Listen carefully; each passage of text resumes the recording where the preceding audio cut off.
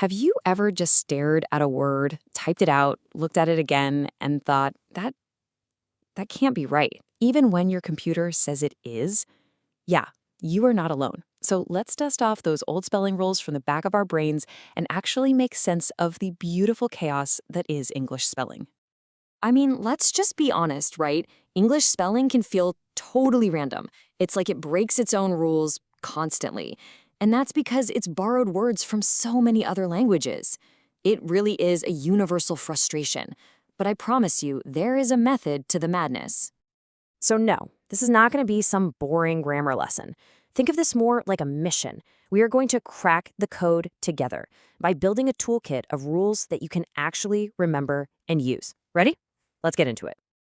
Okay, first up, we've got the suffix challenge. This is all about what happens when you tack on those common endings, like ing, ed, or lie.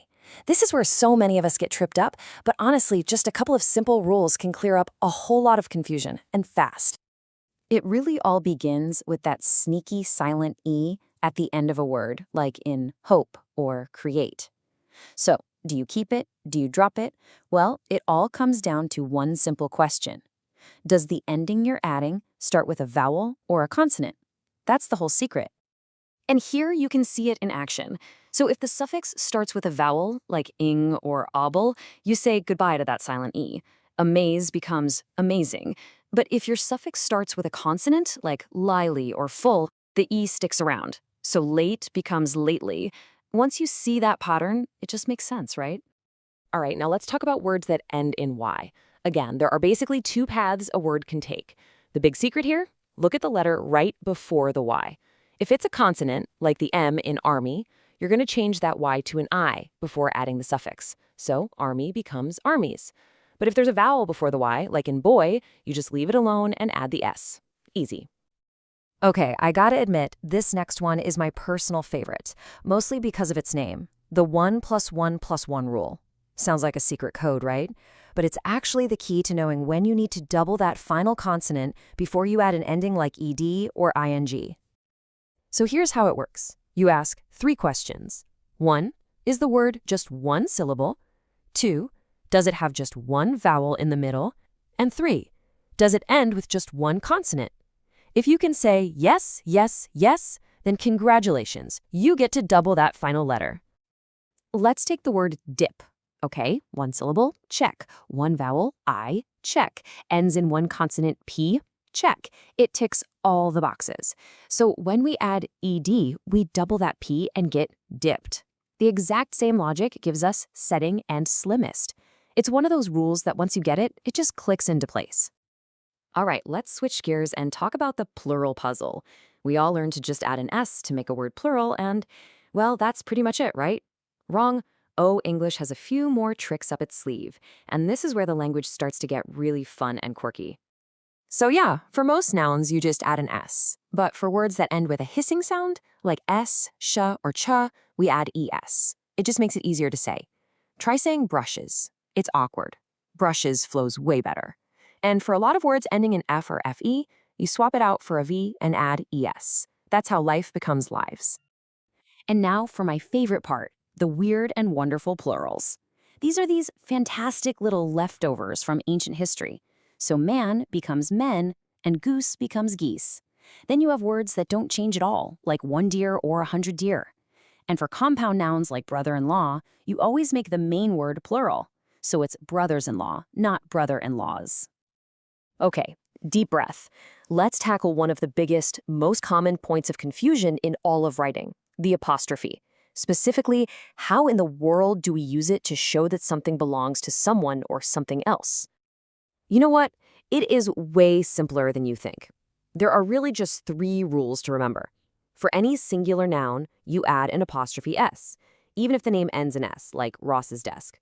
For a plural noun that already ends in S, like parents, just add an apostrophe at the end. And for a plural noun that doesn't end in S, like people or women, you go back to adding an apostrophe S. That's the whole system.